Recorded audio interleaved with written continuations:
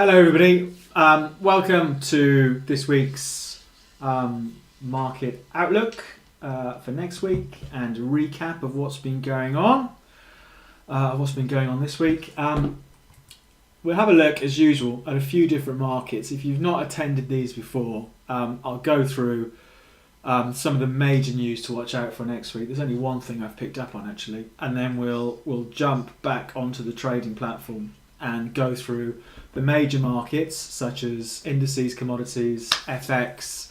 Then I'll jump into the questions and we'll look at any markets that you want looking at. So before we get into it, let's just get the risk warning out of the way. This presentation is only for educational purposes. It does not contain and should not be construed as containing investment advice or an investment recommendation, and I haven't got the microphone on, apologies for that, or an offer of or solicitation for a transaction in any financial instrument. David Jones and Capital.com accept no responsibility for any use that may be made of these comments and for any consequences or results. Spread bets and CFDs are complex instruments and come with a high risk of losing money rapidly due to leverage. 78.9% of retail investor accounts lose money when spread betting and or trading CFDs with this provider. You should consider whether you understand how spread bets and CFDs work and whether you can afford to take the high risk of losing your money. Okay, that's that. Obviously there's more than one news announcement next week, but I think the major one is on Thursday, and that is UK GDP. Is it the 30 days from April, June? So it's the 1st of July next week, but it sounds like there's no payrolls on Friday. It must be where it's getting slipped to the second Friday of the month. So next week's big thing is Thursday the 30th of June. I don't think I've got that wrong, have I? So I'm guessing the non-farm payrolls for July is going to be the 8th of July, isn't it? So it's 2 weeks today, I'm guessing. Yeah, the 8th of July. Okay, fair enough. So next week, UK GDP. So is the UK starting to go in recession? What does it look like? So I think that'll be a big thing to watch. It's been a bit of a strange week this week. We'll have a look when we look at some of the markets in a second. Quick reminder of contacts and all that sort of stuff. Capital.com, of course, to go and open an account, download the app, open a demo account, all those sort of things. Any questions after this, drop me an email, david.jones@capital.com, @JonesTheMarkets on Twitter, jonesthemarkets.com to find out a bit more about my trading approach and the trading course I run. And of course, follow Capital.com on YouTube, Twitter and Facebook. Okay, let's get into it. What should we start with? Let's start with oil for a change. I did do a video earlier this week. I bought oil in the video. I'm not quite sure what that trade's doing. Not much, down a bit. So I bought oil at 105.70. I think the video went out, was it yesterday? Yesterday, I think the video went out. I did say in the video that I wanted to be a buyer and I should probably be a bit more patient. But when we do these pre-recorded videos throughout the week, I normally want to get a trade on. But I did wonder with oil, we've been knocked back near the bottom of the recent range. Was it a buying opportunity? But also, I think the thing I picked up in the video was that that trend this is on the hourlies. The trend is still down in oil from the 14th of June. So I do wonder if next week there'll be a buying opportunity in oil, just because it has been. We've had clearly a lot of volatility in the market this year, and I am sort of saying this every week, but my view hasn't changed.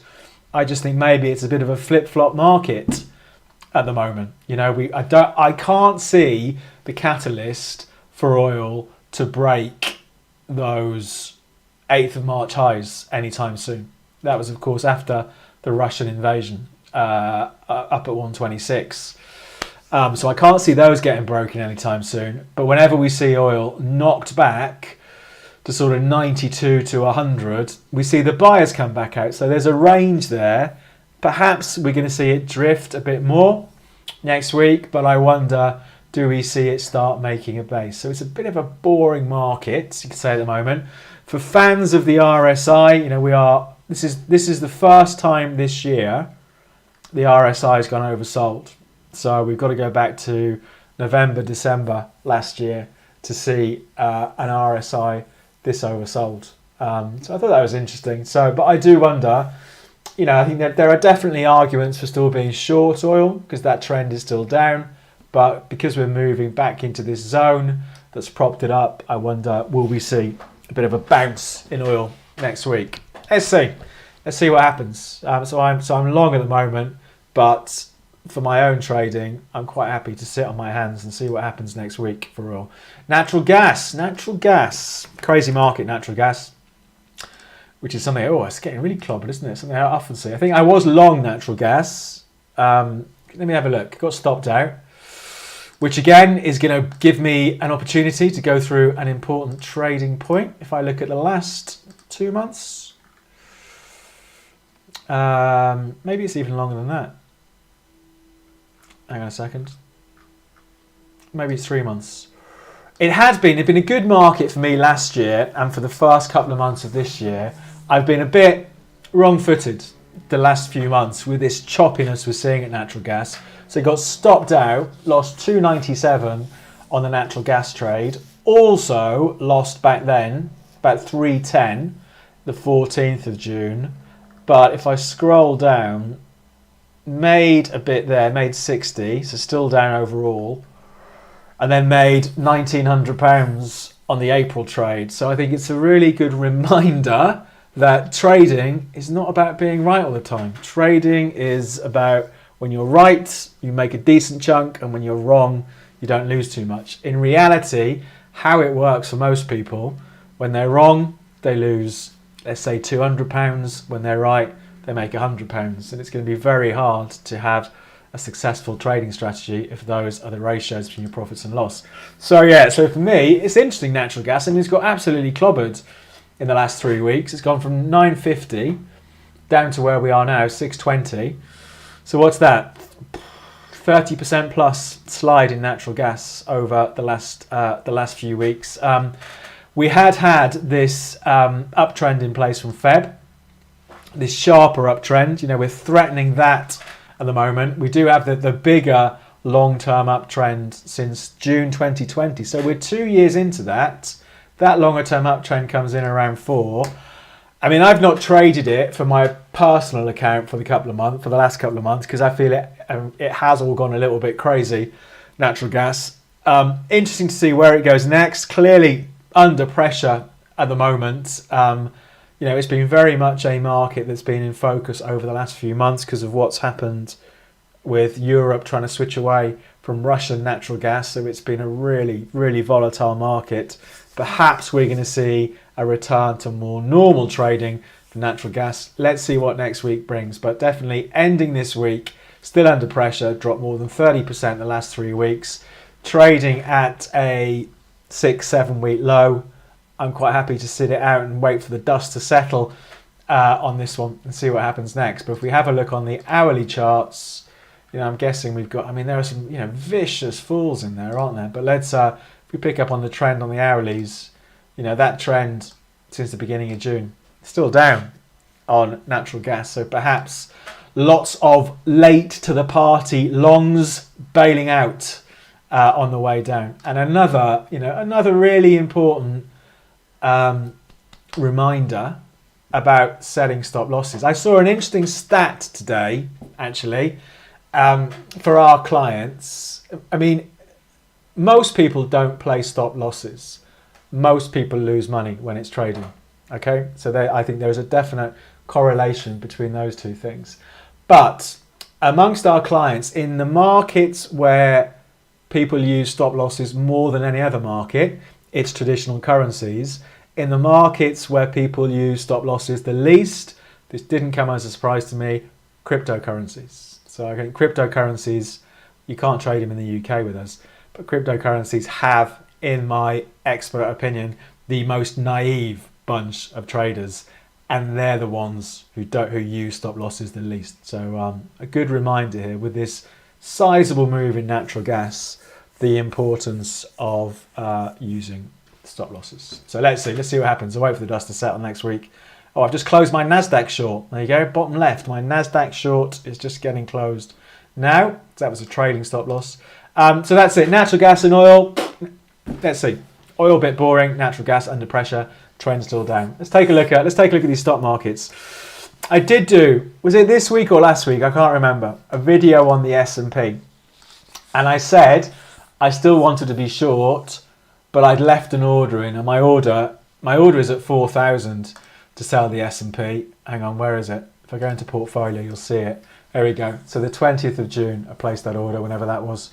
So 20th of June, sell at 4,000. So when I did that video on the S&P, you know, the trend is still down, but I was just very wary, or a bit wary, you know, that we'd reached an extreme and maybe we'll see this market snap back. And snap back is what it's done over the last few days.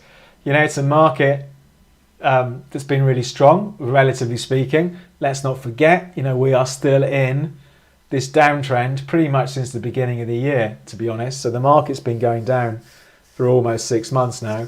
So for me, this looks like a sell into strength market. Would not be a seller today because the market is still strong. But I am expecting stock markets to run out of steam. Let's see what happens. You know, last time around, and it's only the beginning of this month, don't forget, the market got as high as sort of 4170, 4200. It's currently trading at 3850 or thereabouts. You know, this market could run 10% higher and still be in a downtrend for me. So let's see. So I think it's, if we see a strong finish for stocks today, I think it gives us an interesting setup for next week. I would be expecting the weakness to come back. Let's see what happens. I don't think we've seen the bottom yet for stock markets, but let's see where we go. The other one is the Nasdaq, which I'm guessing is going to look pretty similar. There we go, Nasdaq. So a good run in the Nasdaq off the lows, 16th of June lows, 11,000, give or take. And here we are, nearly at 12,000. So we've had a good run in the Nasdaq over the last week or so. But again, for me, still strong today. It makes it interesting for next week because I will be waiting to see if this market is going to run out of steam. So there's our bigger trend in the Nasdaq from April the 5th. So what's that? Nearly 3 months ago now, that trend. You know, obvious problem area for the Nasdaq for me, from 12,400 to 13,000. So let's see what happens. But, you know, an undeniable, nice little trend over the last few days or so, whatever it was. There we go, looks something like that. So still strong, the Nasdaq. In the short term, medium term, the trend is still down. So waiting to see if these things start to roll over. Let's have a look. FTSE, to bring it back to the UK, FTSE 100. What do we call that? UK 100. UK 100. I mean, the UK, the FTSE has been more resilient.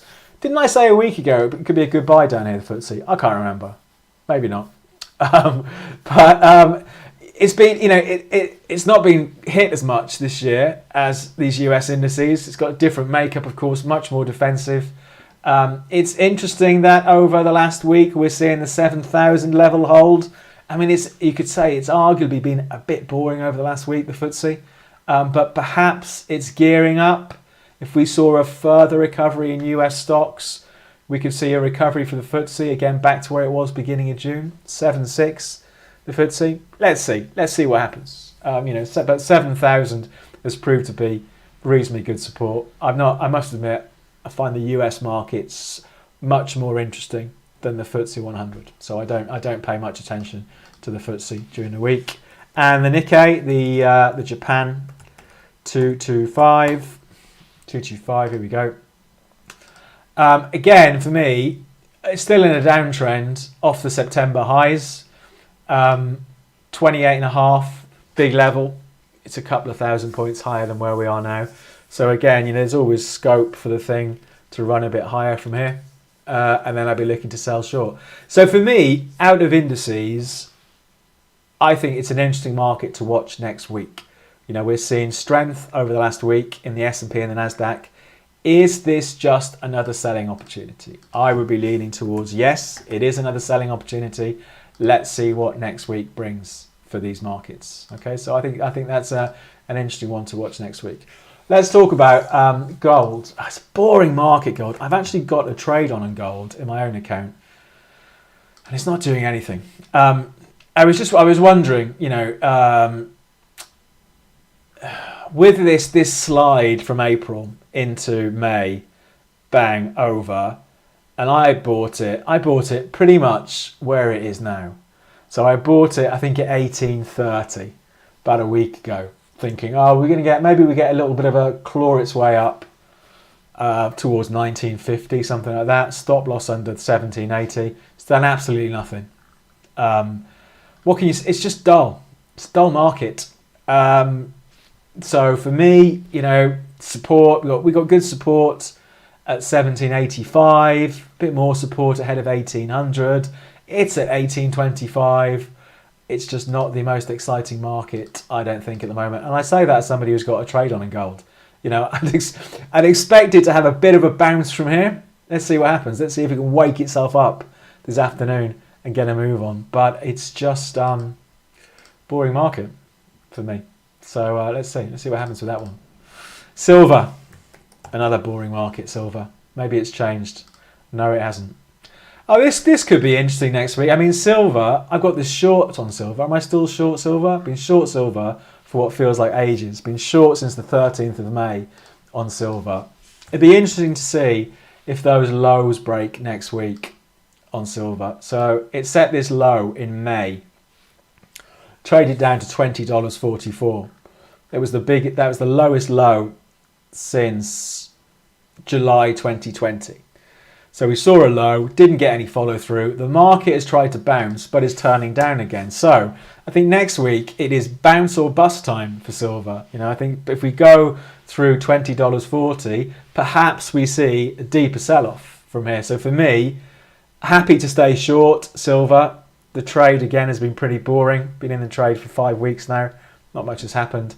But let's see what happens. If silver starts to break below $20, maybe we could see a bit of a rout in the price of silver. Silver is a weird market. Whenever we do a video on silver, and we do them at least once a month because it is a popular one on the YouTube channel, it does attract, what's the right way of saying it? I think silver definitely has quite a fanatical following among some people who stacking it up for the end of days or something. So it's a weird market, silver.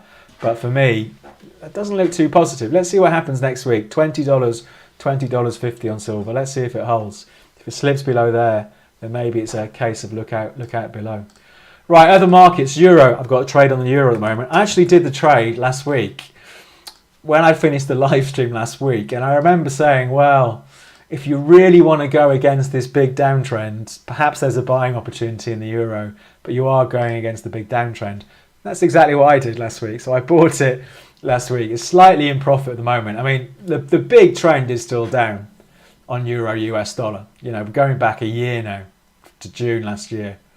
The trend is still down. It is interesting, from what the price is doing point of view. We made this low in May, and we didn't take it out in June. Whereas apart from this bit here, November to Jan last year, we've seen steady, fairly consistent new lows for the euro. We haven't seen it this month. So I suppose if you wanted to come up with an argument for have we seen the bottom in the euro, you could use that. I think it's a bit of a spurious argument and a bit too early. But, it's held. Again, it's not exactly done a lot over the last week. It's edged a little bit higher, euro US dollar. If we had a bit more bullishness from here, I'd be looking for 108, so another 250 points, but potentially from here in the euro. Let's see what next week brings. But for me, the purest trade in the euro is still to be a seller of strength, is to get a good run up from here, and then it runs out of steam like it has done, on numerous occasions, and sell short again. But for me, I'm long at the moment. So let's see what happens. It is trying to build a bit of an uptrend. It needs to get a bit of a move on, to be honest. But let's see. So maybe that's interesting next week. It's not been the most exciting week for the euro. Now, pound against the dollar. So we've got those UK GDP numbers next week. So on Thursday, let's see what happens there. I mean, it did in June. The pound did hit another low for this downtrend. This downtrend that's been going since May of last year. So it did hit another low. The pound bounced off a bit since then. Again, hasn't exactly made. Look at that. It's been really boring. 5 days. You know, this is a daily chart. It looks like it could be like a 10-minute chart, doesn't it? Really boring 5 days in pound against the dollar. Again, the purest trade here is to be a seller into strength. Okay? I'm covering pound against the dollar now. Someone's getting a bit crazy. Actually, what I should say in the comments, you only need to put the market you want looking at once. Don't spam the comments. Just put it in once. So pound against the dollar, a little bit boring. If we had a rally to sort of 125, I think that would be a good shorting opportunity for pound against the dollar. At the moment, it's not exactly doing a lot, is it? If we flip it over to the hourlies, I mean, look at that. This market has done nothing since the 17th of June, a week ago. So it's pretty much trading now where it was this time last week. Really dull market, pound against the dollar for now. Then, of course, all-time favourite, the dollar index. Great market, the dollar index. I think it's come off a bit. It's been boring as well. I mean, for me, okay, it can't be exciting all the time, can it? For me, same old for the dollar index. Market, it's been going up for more than a year now. It's been a really good trend to trade this one. I'm long the dollar index anyway. I've been long for a while. It's been a boring week. I'd still be a buyer of dips for the dollar index, but it's just been a bit of a dull week. What I'd really like in the dollar index, if we had quite a deep correction in the dollar index, I think it gets interesting then. If we see some real US dollar weakness, even like 400 points lower than where we are now, for me, that looks like an interesting buying opportunity into this bigger trend. It's a little bit flip-flop up here, isn't it? Not a lot going on. So I think for me, I absolutely would not mind at all a big batch of dollar weakness. Let's see, we need some sort of surprise, I think, for that to happen, don't we? Let's see what happens. But for me, absolutely still a buyer of dips of the US dollar, but it's been a bit of a boring week. Yes, it has felt like, apart from stock markets, quite a boring week this week, to be honest with you. Bitcoin. I won't do any rants on Bitcoin this week, I promise. Bitcoin, the trend is still down from November last year. It traded as low as 17,500. We've seen a bit of a bounce back, but again, quite a boring week for Bitcoin. For me, I'd be a seller into strength. The thing could rally. The thing could rally, 50% from here and still be in a downtrend. Okay, so for me, if it gets back up to 30, it looks like potentially a good opportunity to sell short. But apart from that, not much going on really for Bitcoin. Let's take a look at Ethereum.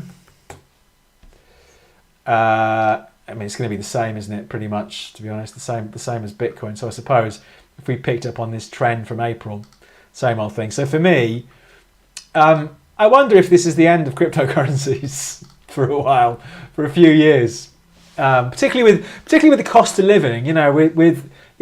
Considering that new traders to crypto weren't, I don't know how true this is, but this is sort of anecdotal. New traders to crypto weren't really traders of anything else, but a lot of people got sucked in because of the whole hype behind it. As we know, it's going to be a tougher year all round, and it is, with petrol and electric and everything else. People are going to have less of a disposable income. Perhaps that means we'll see much less speculative fun money out there in markets like crypto. So perhaps we go through a bit of a boring period for the old cryptocurrencies. Let's see. We'll see what happens. But for me, Ethereum, still in a downtrend. If it rallies from here, it's an opportunity to sell short. That's it, really. So nothing too exciting. Have we done everything? I think that is everything, isn't it? Well, I'm going to dip into some of the questions in a second. So for me, by far and away, the most interesting markets to watch next week, stock market indices, because we're having this rally, but I'm still leaning towards it running out of steam. Let's see what next week brings. And also oil. Oil, because it is medium term, a bit of a boring flip-flop sort of market, but we're stuck in a range in recent months from 90 through to about 97. If we see it edge a bit lower next week, do we see oil start to build a bit of a base? So for me, S&P/Nasdaq and crude oil could be the interesting markets to watch next week. It's been a bit of a dull week though, overall. Right, let's jump into the questions in a second. Let's do a quick reminder of all the stuff. So to find out more, go to Capital.com, open an account, open a demo account, download the app.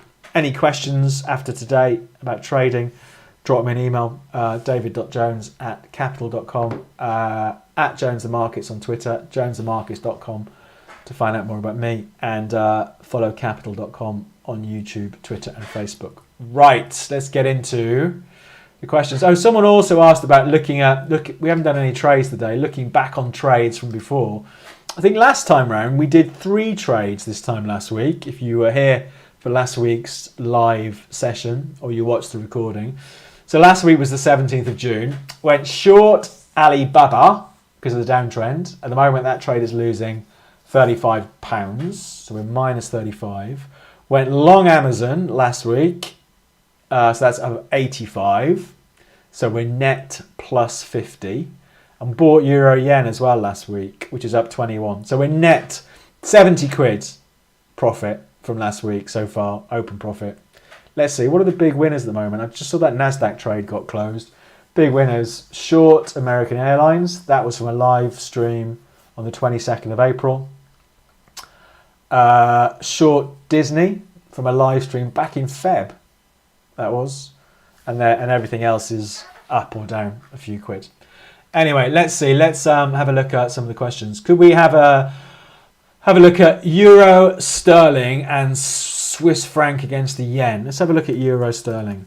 Euro Sterling, I'm guessing, as the euro had a bit of a... It's interesting this, because it had been, even though the euro and the pound had both slid over the last year, because the euro had, past tense, been weaker, Euro Sterling was sliding. But I think, what would you say? I think we've seen a bit of a turnaround in Euro Sterling from that trend. So I'd rather be a buyer of the euro on dips against the pound at the moment. I must admit, it's a market that I never ever trade, Euro Sterling. But we've got a definite uptrend going on since April. We've broken this downtrend. We've broken out through some resistance levels. Arguably, you could be a buyer now with a stop under 84.50 or something like that. But we've got a little uptrend. If you flip it over to an hourly chart, we've got a little uptrend, haven't we? Again, it's been a bit of a boring week, but we've got a little uptrend chugging away on Euro Sterling. Like I say, it's not a market I ever trade, but I think we've seen the euro turn around its fortunes against the poor old pound in recent weeks. Swiss franc against the yen. Swiss franc against the yen. Let's have a look. Let's put on the daily charts. I do have that trade on Euro Yen at the moment, and Swiss franc against the yen. We've got a definite uptrend, haven't we? The thing had been uptrending for a while, accelerated away into April, got clobbered, and here we are again. This is the highest. I don't know how far back my data goes. Not far back enough. So for me, I'd absolutely be a buyer of the Swiss franc against the Japanese yen. The only question is, where does your stop loss go? Ideally, I'd want my stop loss down here, which is 700 points away from where the market is now. A much more aggressive stop loss would be under the low over the last 24 hours or so, or even below here, June 19th lows at 138. But for me, that trend on Swiss franc against the yen is definitely up. Can we have a look at platinum? Yes. Let's have a look. These commodities, it's interesting, of course we all know we've got inflation at the moment, and one of the things that's caused inflation, obviously, is the increased price of raw materials and energy and oil. Oil is energy, obviously. But a lot of these commodities, perhaps they're running out of steam. Perhaps a crash in the commodity markets saves us all from inflation. It's going to take a while to filter through. But here's platinum. It is absolutely bounce or bust time for platinum. Have I got a trade on platinum? Let me have a look. No. So it is, I think it's come back to this level that had been, really important lows. Hang on a second, let's bring it up, relatively speaking. Yeah, I mean, over the last 9 months, 890 has been the bottom for platinum. This is the trade. We're going to do a trade on platinum. So for me, it absolutely needs to hold 890. I think if we see it start pushing through 890, the risk is, for me, going back to 800, where it was 2 years ago. But it's interesting down here. It's definitely bounce or bust territory for platinum. So let's buy it. So we'll put a stop. 890 is the level. Let's go 875 for a stop. We only risk 100 quid on these live stream trades. There we go. Buy 3 ounces of platinum where it's trading now. Stop at 875. Risk of just under £100. Buy. There we go. Done. So an interesting market to watch next week. But a lot of these commodities have absolutely been giving up gains in recent months. Let's see. Let's see what happens. Platinum. We do it to, am I being too hopeful if I draw an uptrend line touching the lowest low of the S&P 500 during February 2016, October? God, hang on a second. It's a lot of stuff for me to take in. 2016, so you're going from back down here, aren't you? That looks like a dodgy price in there, obviously. Let's have a look at that. So we're going to go here. Oh, I don't know. Where are you drawing your trend line through? Are you just randomly drawing it through anywhere? You're ignoring the coronavirus sell-off and saying, I'm just going to put my trend line there. Where are you saying? February 2016, October 2016, which is here. Yeah, for me, don't take this personally, that's a nonsense trend line. I can see what you're thinking, because the market has spiked below it and then come back, and then the corona spikes below it. I would say you are being too hopeful in doing that, but who knows? Who knows? So for me, trend lines absolutely sit below all the price action. You know, we can't just plonk them anywhere. So I'd have to disagree with you on that, but let's see. You know, let's come back in a couple of weeks' time, and see what's going on. Beyond Meat stock. Beyond Meat. That's the old veggie meat, isn't it? I mean, to me, it still looks weak, doesn't it? I mean, the thing has gone from $220 in beginning of last year to $26 today. I mean, I would say for me, the trend is still down, you know, and even if it's going to turn around, there'll be plenty of time to get on a new trend for me anyway, you know. So, I mean, I think it's interesting, but I'd rather be patient on that one. And if you absolutely had to buy it, I would want my stop the other side of this May low. So my stop would go the other side of $18.50 on Beyond Meat, but I'd rather be patient and see. Let's come back to it. Let's come back to it in a few weeks and see what it's doing. Copper. I got stopped out of a copper trade this week. I think it broke a big level. Copper. There we go. So I am out of that trade. Yeah, so I mean that's a big move, isn't it? That's like the platinum chart, but the platinum chart hasn't broken. But copper, it's a big level that's gone. That's a 15-month support line that's gone in copper. And again, you know, copper is often seen as a barometer for the health of the world economy, and of course, the world economy is not very healthy, potentially. At the moment. So yeah, it looks pretty weak to me. Interesting to see what happens at 3.5. But we've been, you know, bang, bang, bang sideways in copper for a long time, and now breaking out to the downside. I think it was the oldest trade I had on. I think I've been in the trade for months, since maybe September last year, and I got stopped out this week. So there you go.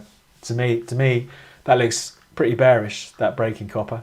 Let's see what happens. So for me, I wouldn't want to go short yet. I'd wait to see, is there going to be a half decent rally, and look to sell short into a rally. But it looks like a major level that's broken on copper. Let's see what happens. What about US 30? So US 30 is the Dow. Never look at it really. You know, it's going to be pretty much, I'm guessing, it's been a bit more resilient than the S&P this year. Different mix, of course. But for me, same sort of thing on the Dow as I would say for all the other stuff.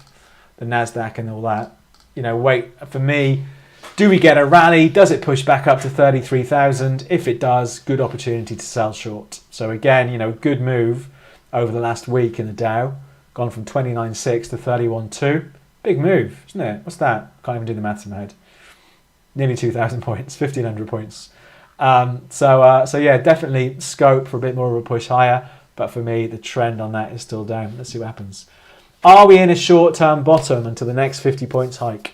Don't know. Because the thing is as well, the market obviously is expecting aggressive rate hikes now, isn't it, from the US Fed. So unless they deliver a surprise for interest rates, I don't know in the short term how much impact interest rates will have, unless they suddenly go crazy and hike them even more than expected. So, what's going to be the thing to watch next? Probably things like GDP numbers and ongoing inflation. Let's see. How do you use the information that you asked during the debate? So we put up a debate the other day on our YouTube channel, and if you haven't watched it, I'd recommend watching it. It was a debate between two economists about who's to cause for inflation. Got some really good comments on that. Here we go. There's the debate there. Inflation, out of control, how bad can it get, who's to blame, all that sort of stuff. It was a really interesting debate. Personally, I don't use any of that for trading. For me, if you've watched any of these things before, you'll know I'm very much a price-driven, trend-driven person when it comes to trading. So, I read lots of stuff about markets, follow loads of news, watch things like that. But for me, it's all very much about the trend and everything else when it comes to trading. Okay. Thoughts on London Petroleum? Never heard of them. Let's have a look at them. London Petroleum. Is it this one? Is that the one? Why is that? Why is it offline? Why is the market offline? Does it trade in... is it not a US stock? I don't know. Weird. Anyway, we've got... that's what we've got on London. When did it last trade? 23rd of June. Okay. I mean, for me, I suppose an aggressive trade here. I mean, we are seeing, some of these, I don't know, I mean, I'm guessing from its name, it's in the petroleum business. But, you've seen the likes of BP and Shell come off a bit over the last couple of weeks as well. I suppose an aggressive trade for me would be to think about picking a bottom. We've got good support coming in at sort of 57 to 63. So again, if individual stocks are your thing, it could be an interesting one to watch next week. I've never heard of it before, but interesting to see if these old levels from September last year hold again, but not too much of a strong opinion on that one. What signs do you look for to conclude that we've seen the bottom? Good question. This is going to sound flippant, but it isn't. It's basically, it stops going down. It's a sign I would look for in the bottom. You asked about the S&P. For me, let's not forget, it was only a week ago, 1 week ago, that the S&P traded to its lowest levels since December 2020.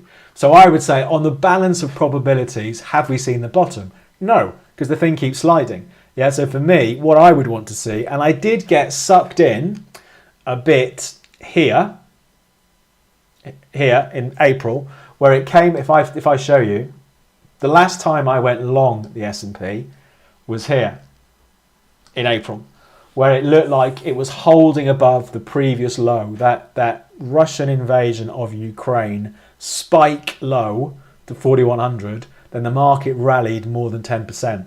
And it came back to 4,150 and it didn't go through it so far.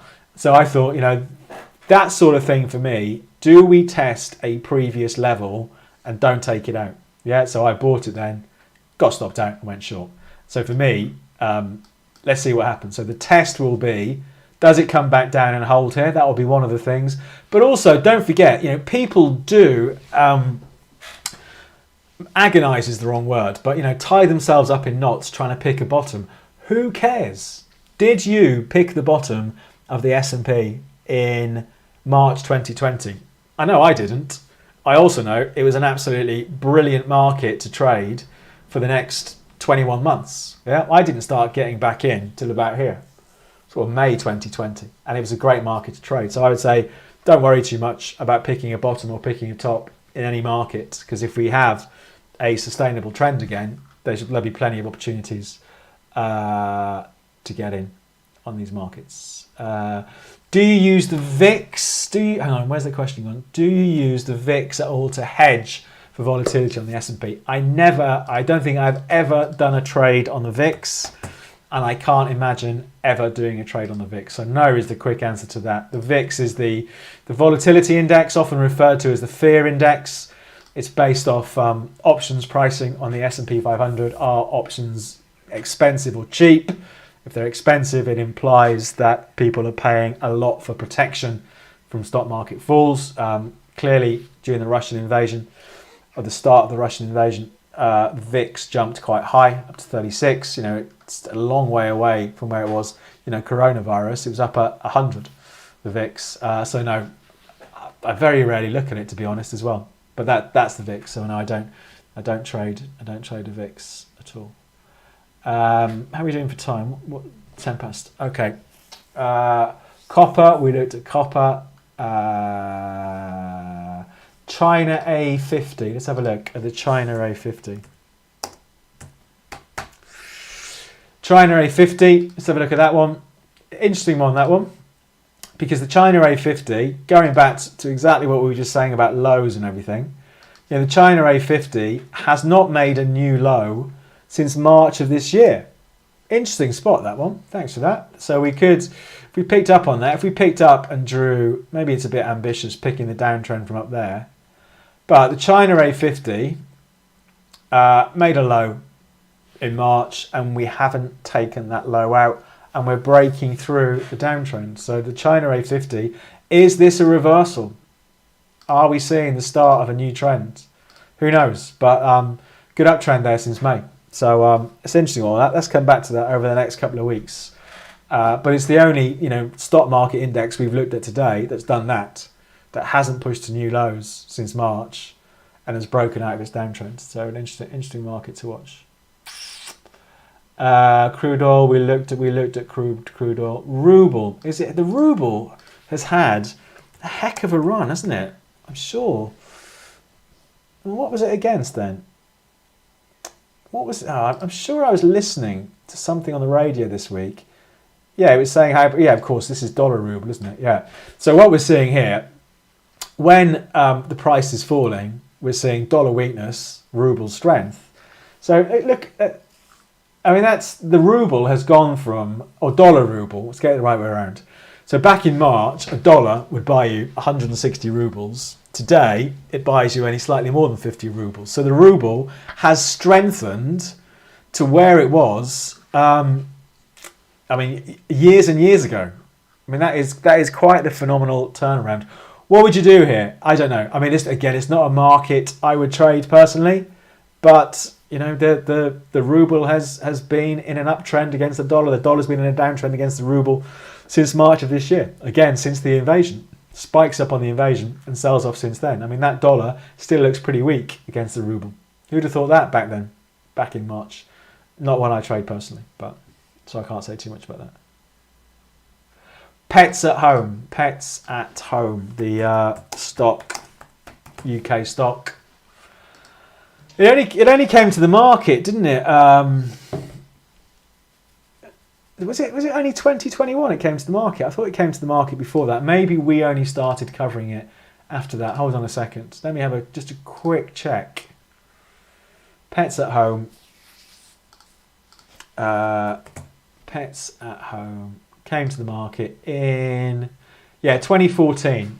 It came to the market. Let me just show you. We haven't got all the data. So that's the story. Pets at home. Not surprisingly, did very well during lockdown. Coronavirus, as everyone went out and bought themselves a dog, and then hit quite a bit since then. So for me, I think there's a couple of ways of looking at this. I think you could take the view, the trend is down. If you did that, the trend is down, sell into strength. You could also take the view from a more aggressive point of view. It has actually managed to blip up and take out the early May high.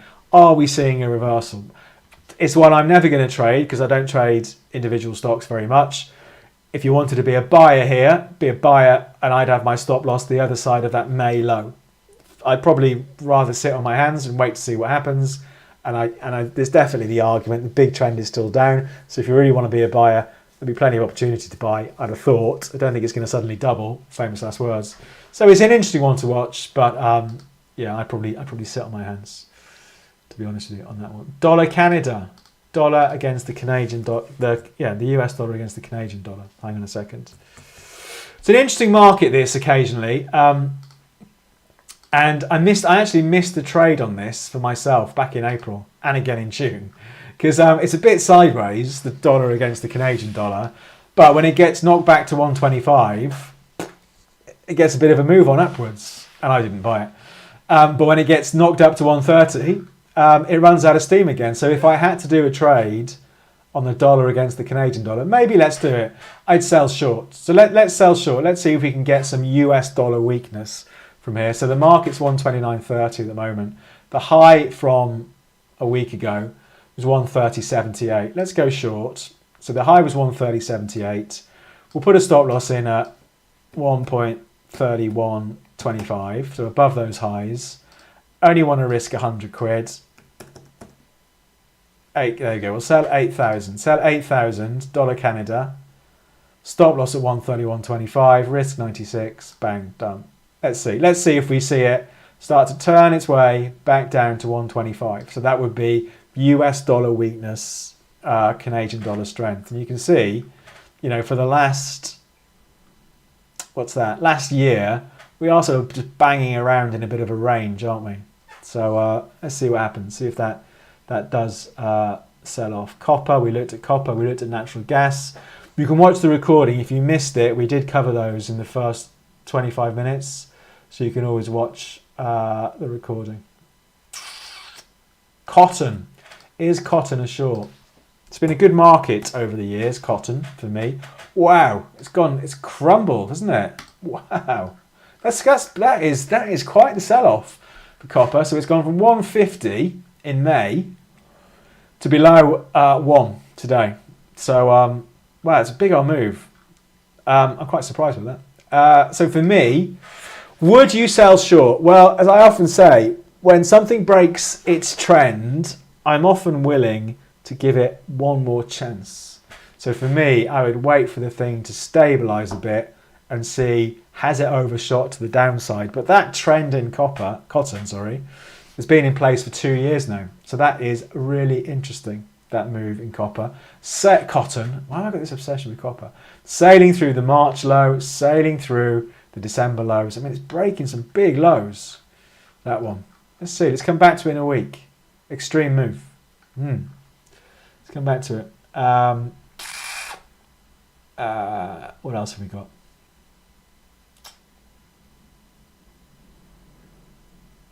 Since people in general are getting less and less patient, do you think this could impact the markets in the long term? No, I don't think it will. It's an increasing trend, right? I think I've done this. I might have shown this before, but average holding period of stocks, right? Let me show you.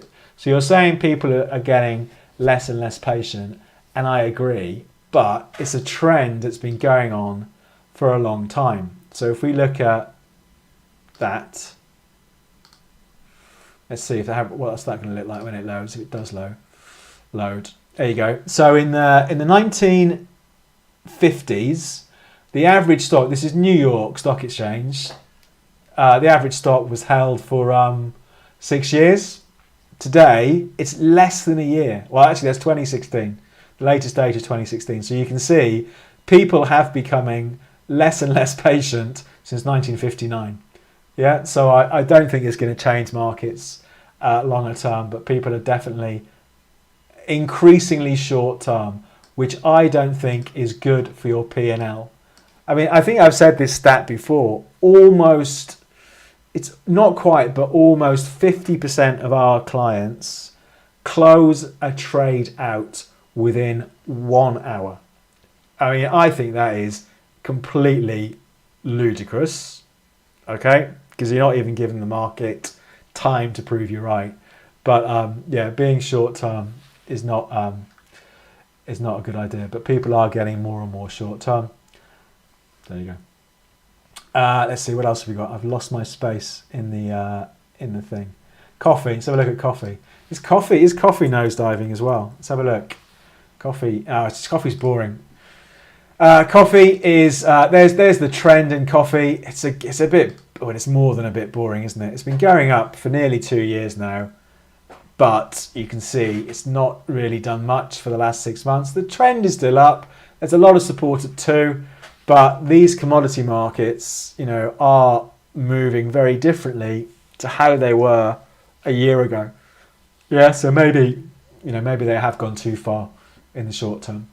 So coffee looks a little bit dull to me. Be a buyer on a dip to 2, but again, just for the last few months, a little bit chop, and not a lot going on. We looked at Swiss yen. Did look at Swiss yen. So have a look at that. Palladium. So look at palladium. We saw platinum was right on its support. What's the palladium market doing? Not very much. So palladium.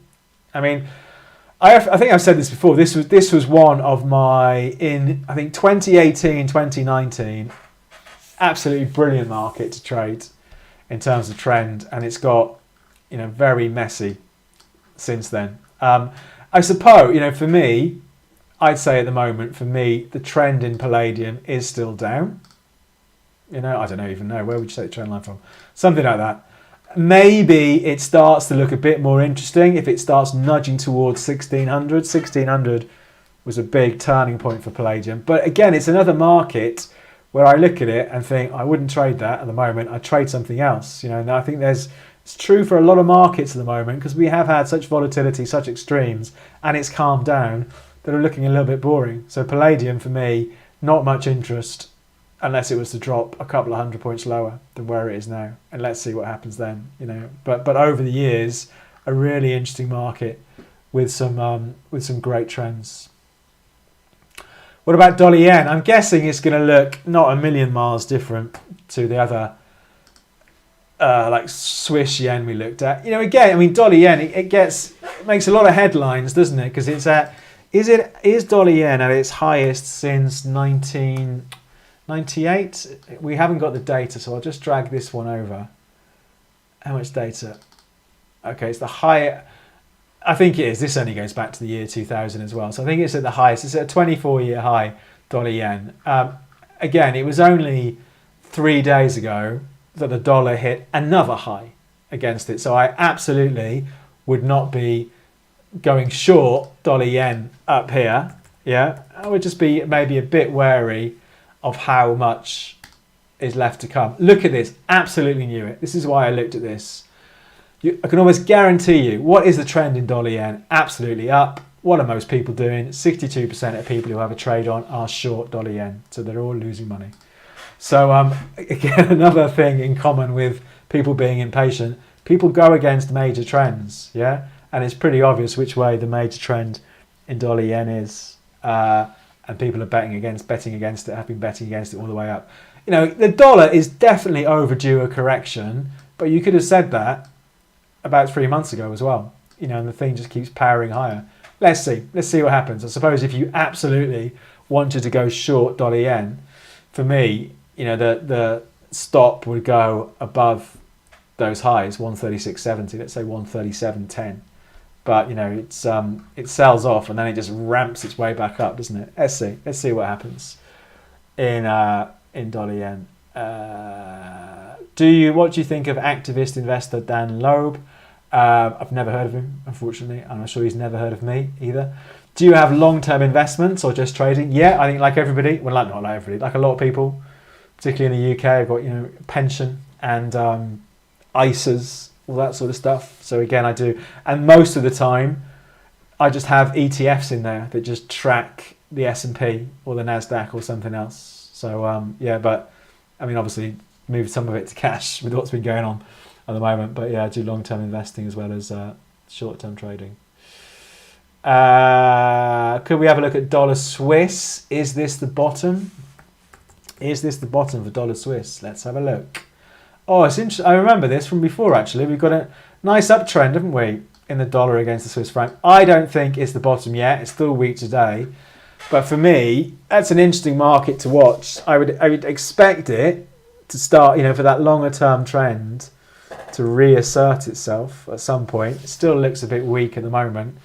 But that could be an interesting one to watch next week, I think, the dollar against the Swiss franc. Let's see. Let's see what happens. God, there's a lot of FX stuff today. Euro Aussie. Is Euro Aussie a buy? Let's have a look at Euro Australian dollar. God, what's going on there? I don't know. I suppose... Now, I think this is interesting. This is an interesting one.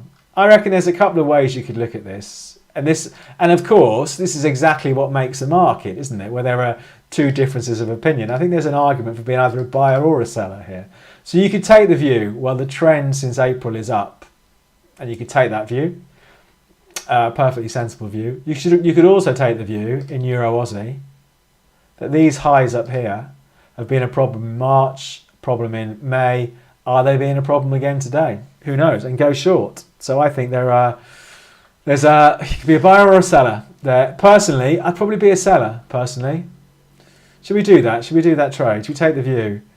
Let me do that. I'm going to take the view. What's the level? 153.30. Go 154 for a stop. Maybe that's too aggressive. No, that'll do. 154 for a stop. So 1.54. And we're going to get a move at least down to 148, let's say. So I'm going to be a seller. I only want to risk £100 as usual. Let's knock the risk down. There we go. Go short. Done. Let's see. Let's see how that one works out. We'll have a look at that next week. Do we see it pull back more to the lows from earlier in June? Because of this has been a problem. This 153 something level has been a problem. Let's see. Let's see what happens. But definitely arguments for both ways on that one. God, someone's got a real love affair with Dan Loeb. That question's come out 3 times. I'm going to have to Google him now to see who this guy actually is. Hold on a second. Dan Loeb, Wikipedia, an American investor. Okay, no, I don't know. Is it true? Don't know. I'll do some reading on him. Do you like Heikin-Ashi charts? I never look at them. I did do a video on it about 2 years ago now. So there is a video on the channel on a Heikin-Ashi.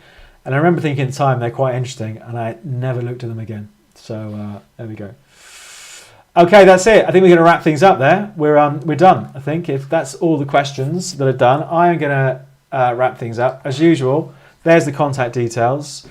Capital.com, David.Jones, Capital.com. Any questions? JonesTheMarkets.com. Find out more about me. Interesting stuff for next week. S&P stocks. Do we see stocks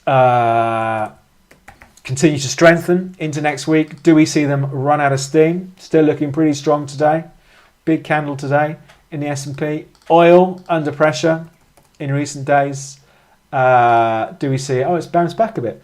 Do we see it drift a bit lower last week? That would be good for the trade I did yesterday anyway. It's finally moved into profit. Let's see what happens with that. And yeah, I think that's the interesting stuff. And silver, actually, one of the most boring markets in the world.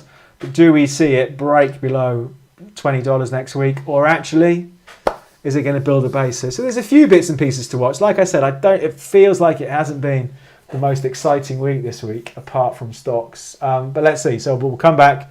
We'll do it all again next Friday. Thanks for coming along. I do enjoy doing these and looking at all these different markets. Good luck with your trading, and hopefully see you all again next week.